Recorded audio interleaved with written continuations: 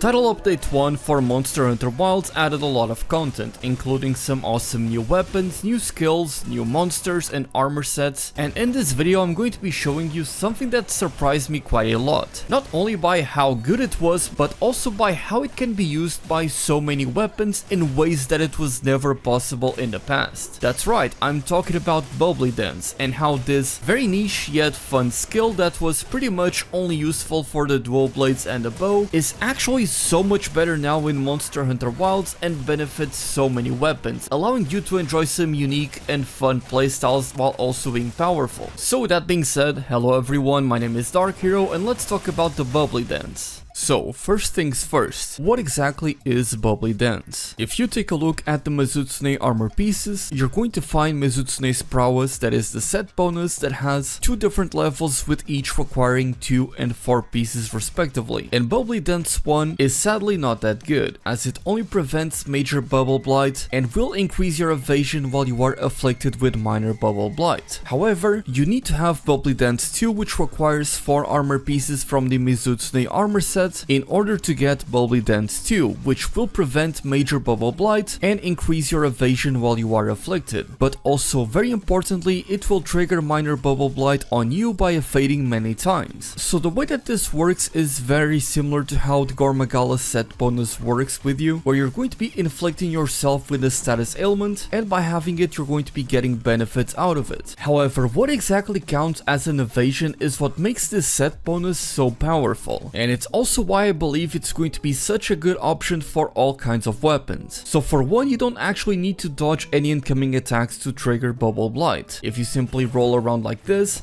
as you can see, I'm able to trigger Bubble Dance right away. And the reason why you want to inflict yourself with Bubble Blight is not just because of the additional evasion that you get from Bubbly Dance 2, but it's because of the Mizutsune weapons. So if we take a look here at the Sword and Shield, which looks beautiful by the way, or any other weapon for that fact, they all come with a unique skill called Slicked Blade that comes at level 3 with the upgraded Rarity 8 version of the weapon. This skill will temporarily increase your affinity when you are wet by 9% at level 3 and will increase your affinity by 21% while you are inflicted with Bubble Blight, again at level 3, effectively giving you a way to increase your weapon's affinity very easily without having to resort to the typical affinity skills. So with the Mizutsune Sword and Shield, if I simply do these dodges a couple of times, I will trigger Bubbly Dance, and now I have the additional affinity provided to me by the Slicked Blade. So as you can see, I currently have 15% affinity, and if I trigger Bubbly Dance,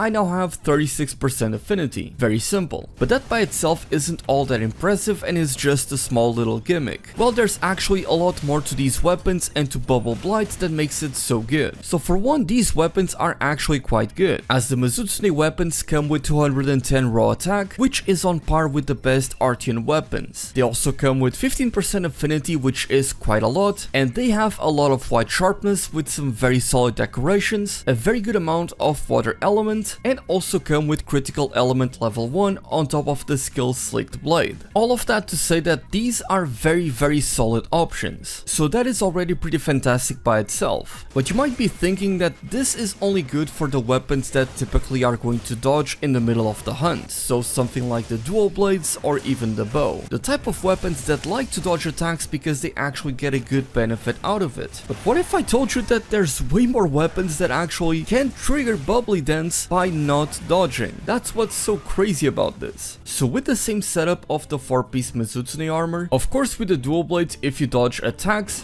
like this, you are going to be triggering Bubbly Dance. And again, you don't even need to dodge actual attacks, you can simply just start dashing around and you are going to trigger it. And here with the Sword and Shield, here's a crazy example. If you simply do the back hop like this and you do it enough times, and on my 4th back hop right there, I got Bubbly Dance to activate. So that begs the question, what exactly does count as a dodge for the Bubbly Dance? What about the little side steps that you get on some weapons like the Switch Axe? Yup, it does count. And you do these quite often with the Switch Axe. Same thing goes of course for the lens.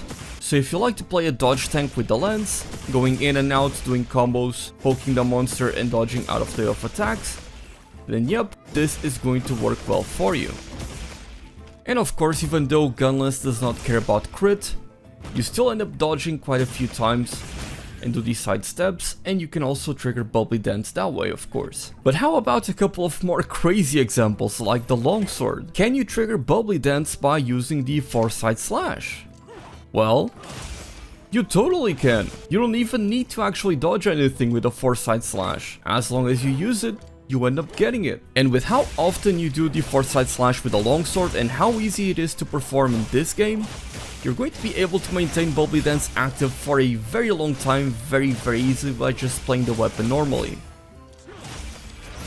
And so you might be wondering, does Fade Slash actually get you there and activate Bubbly Dance for you? Sadly, that is not the case. No matter how much you do the Fade Slash, you're not going to get it. But what about the other counter, that is to say the Special Sheath? And sadly, no matter how much I tried with the Special Sheath, either using the EI Spirit Slash or just the regular EI Slash, either when perfectly countering attacks or just using it willy-nilly, I couldn't get Bubbly Dance to trigger with either of these. It seems to only work with the Foresight Slash. So if any of you gets it to work with the EI Spirit Slash, do let me know, cause I would love to see it. There you go. Now another example that surprised me a ton was actually the Insect Glaive. So let's get the 3 buffs, not that we need them. So first I wanted to test if doing the backflip with the Insect Glaive, the dodge slash, would actually trigger the Bubbly Dance, which I think would be pretty cool, as you can use this as an evasive maneuver. But sadly that wasn't the case. However, the crazy thing about the Insect Glaive is that a lot of you are going to be playing mostly in the air. And while you're doing these aerial vaults, you are of course going to dash, doing these evades. And these dodges are actually going to activate Bubbly Dance, which is pretty crazy. And so you have a pretty reliable way of being able to get that additional affinity on your weapon by just playing Aerial Glaive. So if you are an Aerial Insect Glaive user, then this is massive for you, because we don't have many ways of boosting our affinity reliably, as you can't really use Maximum Might while you are in the air, as you spend stamina there, and thus Maximum Might won't take effect. So now you have this other way of getting additional affinity, provided you need to use the Bubbly Dance set bonus and use the Mizutsune weapons. And of course there's more examples here besides these weapons, like the bow for example. It's a core part of your gameplay to do these dodges, and that is of course going to trigger Bubbly Dance. And the hammer's charge step can also be used to activate Bubbly Dance like this, which is also a pretty big deal since you can't use Maximum Might on the hammer. Sadly I couldn't find any noteworthy way of activating Bubbly Dance with the hunting horn, and sadly with the charge blade you can't activate it by using the advancing slash, but you can do it by doing these side steps that you often do, which is of course the same case for the switch axe. And sadly for my baby, the sword and shield, using advancing slash and also using the sliding swipe sadly does not trigger Bubbly Dance, which would have been pretty crazy if you could trigger it like this. And I almost forgot, but of course the light bowgun, you can also do it by doing these side steps. That is also going to trigger Bubbly Dance for you. And sadly the greatsword also doesn't get any good activation for the Bubbly Dance. I was hoping that shoulder tackle would be able to trigger it, but that's not the case. That said, you end up cancelling a lot of animations with the greatsword by using a dodge roll after a big slash. So it's not far-fetched to say that you could trigger this with the greatsword, but it might not be the best thing ever. Now one thing that is very important to mention here about Bubbly Dance, so let's go ahead and activate it right away, is that if you get hit while you have Bubbly Dance active, you end up losing the effect. So you do need to be careful about it. Now of course you get a ton more iframes while you have this active, and these iframes are going to work for everything you do with your weapon. Of course you get a ton more iframes by just having the Bubbly Dance skill active, so it's going to be harder for the monster to actually hit you with this active, but you still need to be careful. But also if you have a shield weapon like the sword and shield, if you block an incoming attack, and it doesn't need to be a perfect block like that one right there, if you just block an incoming attack, you're not going to lose the effect of Bubbly Dance. So while it is active, you'll want to do your best to preserve the effect as much as possible, but it's not going to be very difficult to do so, because you have so many more defensive options because of the additional iframes, of course.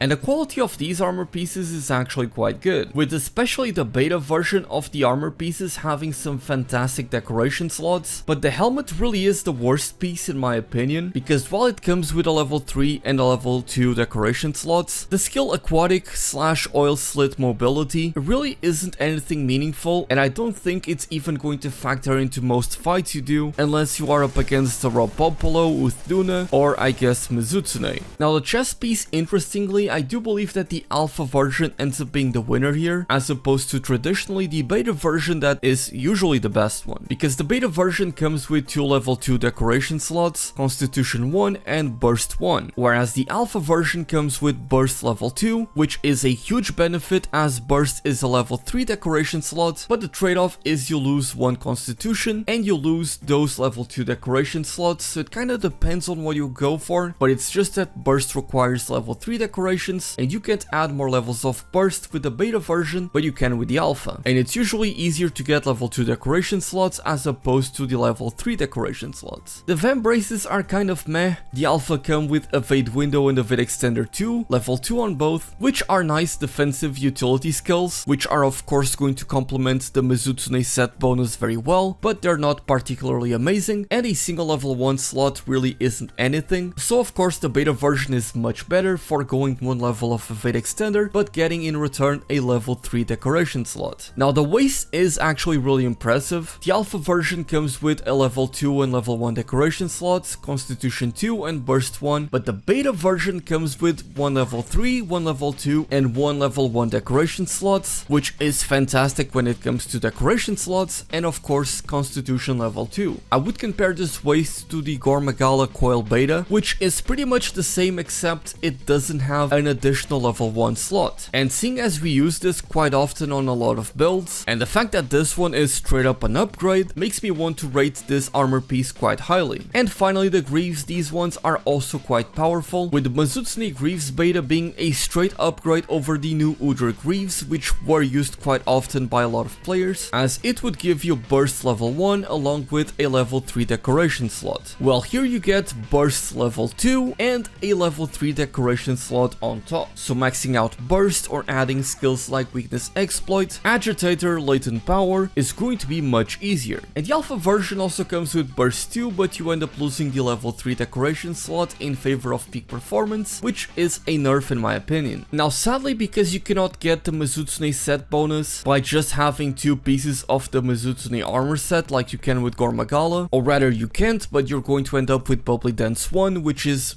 not what you want. You need Bubbly Dance 2 to make good use of the Mizutsune weapon's unique skill. It means that you are very limited on the amount of armor pieces that you can add on your build, and you can't run something like this, which would be amazing for a lot of weapons. So a 2-piece Gormagala, 2-piece Mizutsune with something else is not gonna work sadly. If you are going to be running a Bubbly Dance build, you are likely going to be doing something like this, where the only Mizutsune piece you don't use is the helmet because it is so much worse than everything else, and then you probably go with the Guardian Fulgur Engineath helmet since it gives you Agitator level 2, or even the Zoshia helmet that gives you Agitator 1 and has some very powerful decoration slots. I still need to finish farming this armor set, dude. Another huge benefit of the Mizutsune armor set and Bubbly Dance as a whole is that much like with the Gormagala set bonus, it works with the skill Coalescence, which is going to periodically give you a significant damage boost once you recover from the Bubble Blight effect. So if you get hit or the effect expires